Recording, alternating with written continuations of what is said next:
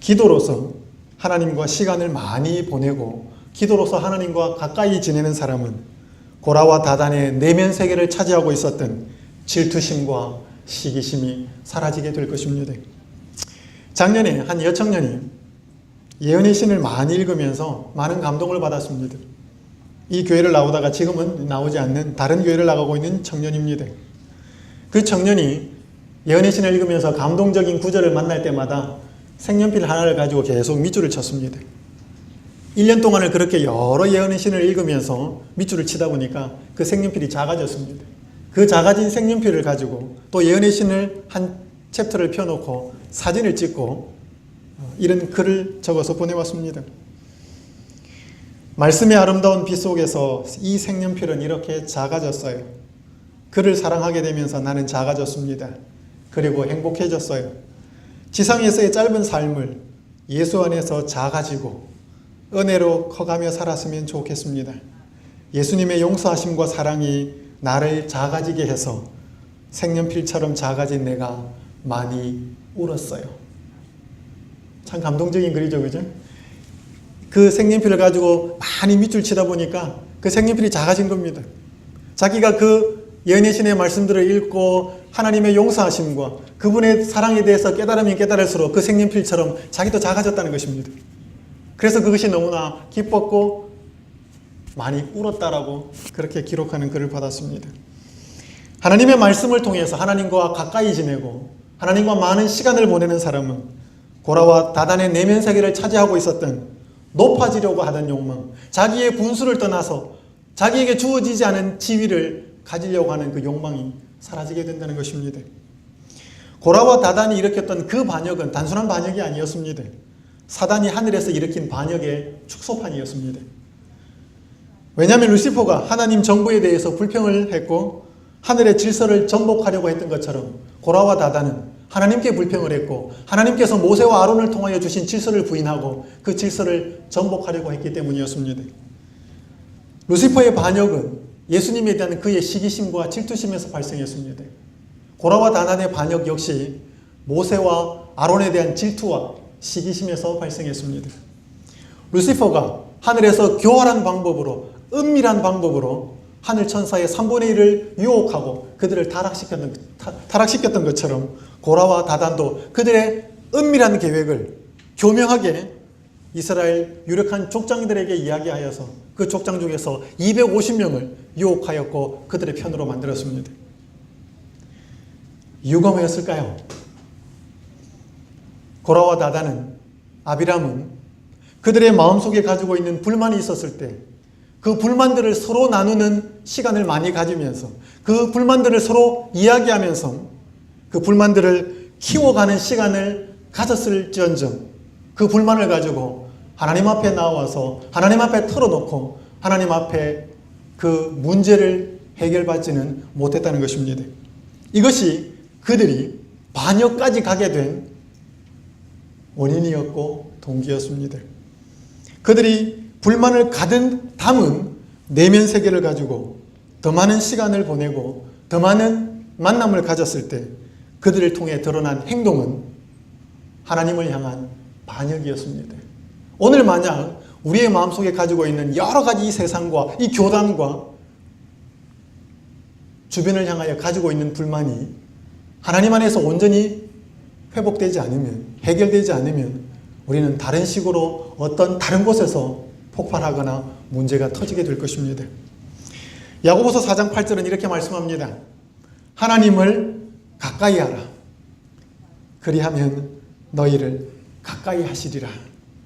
오늘 우리가 반드시 기억해야 하고 기억할 뿐 아니라 반드시 실천해야 할 말씀입니다. 야고보서 4장 8절 하나님을 가까이 하라. 그리하면 너희를 가까이 하시리라. 여러분, 우리가 하나님을 가까이 하면 어떻게 될까요? 제가 이 시간 한 가지만 말씀을 드리고 제 설교를 마치도록 하겠습니다.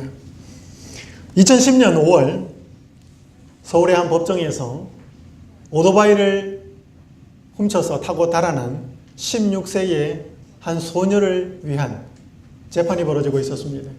그 재판의 판사는 김귀옥이라는 여자 판사였습니다. 그 판사가 판결문을 내리는 대신에 자기가 하는 말을 그 피고인 그 소녀가 따라하도록 요구를 했습니다. 그러면서 이렇게 말했습니다. 나는 세상에서 가장 멋지게 생겼다. 판사가 이렇게 말한 것입니다. 이게 피고가 이 중간에서 듣고 있다가 갑자기 놀랐습니다. 황당했고요. 그러면서 머뭇거리면서 따라했습니다.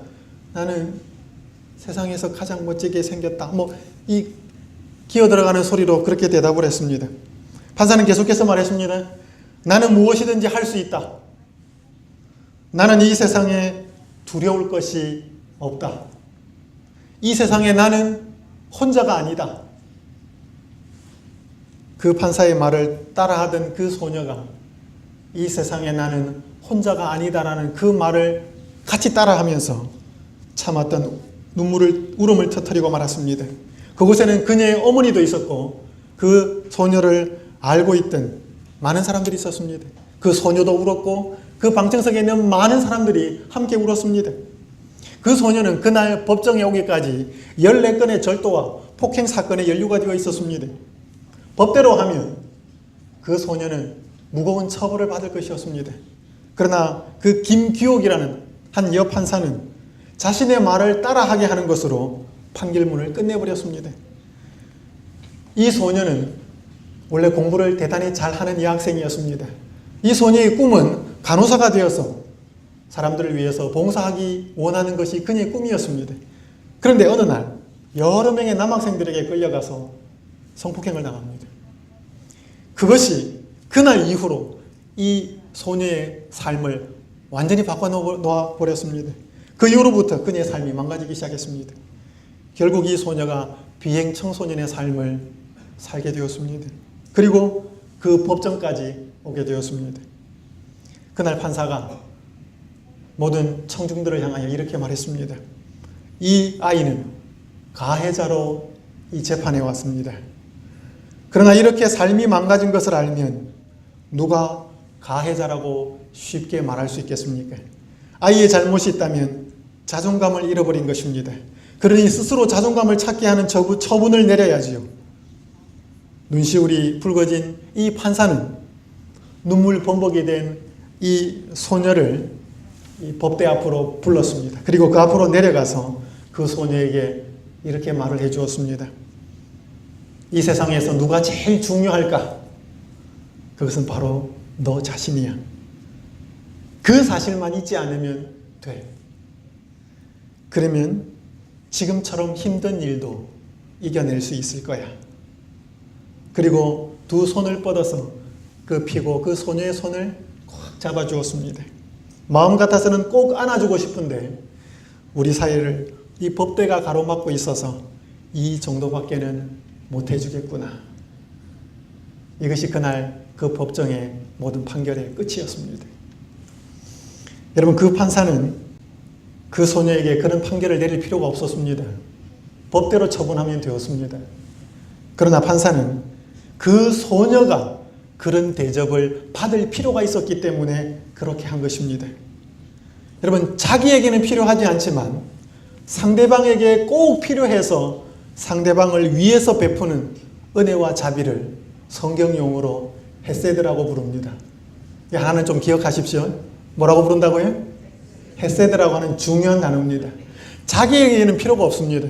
상대방에게 그것이 필요해서 그 상대방을 위해서 베풀어주는 은혜와 자비를 성경은 헤세드라고 이야기를 합니다. 그 소녀에게는 그것이 필요해서 판사에게는 그것이 필요 없었지만 판사는 그 소녀를 위해서 그렇게 해주었다는 것입니다. 여러분, 우리에게 이 헤세드의 대가가 있습니다. 누구죠? 예수 그리스도입니다. 여러분, 예수님이 십자가에 달려 죽으실 필요가 있었어요? 없었어요? 예수님은 십자가에 달려 돌아가실 이유가 없었습니다. 그분이 그렇게 해야 할 하등의 이유가 없습니다. 그러나 그분께서 십자가에 달려 돌아가신 이유가 뭐예요? 우리에게 그 죽음이 필요했기 때문입니다. 그 죽음을 내가 믿지 않고 받아들이지 않으면 내가 하나님 앞에서 그런 죽음을 당해야 되기 때문에 그분은 자기가 그렇게 당해야 될 필요는 없지만 죄인인 우리가 그렇게 죽음을 당해야 되기 때문에 우리를 위해서 당신께서 은혜와 자비를 베푸셨습니다. 이것이 그분이 우리를 향하여 가지고 있는 헤세드입니다. 여러분과 제가 시간을 내고 마음을 내어서 하나님과 가까이 시간을 보내면, 가까이 마음을 보내면 바로 이 헤세드를 경험하게 될 것입니다. 이 헤세드를 경험하는 사람의 내면 세계는 다릅니다.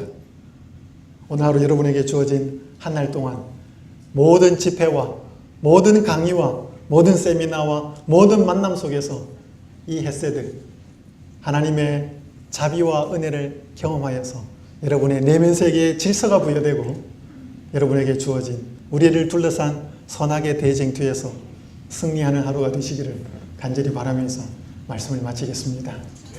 기도하겠습니다.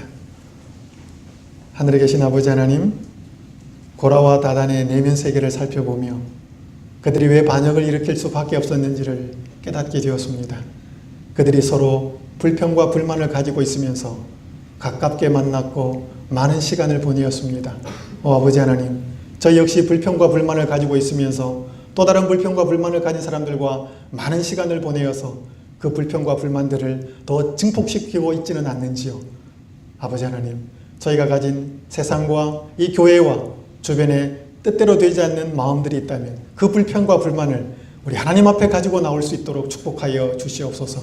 그리하여서 우리를 위하여 베풀어 놓으신 우리 하나님의 놀라운 헤세드를 경험할 수 있도록 축복하여 주시옵소서.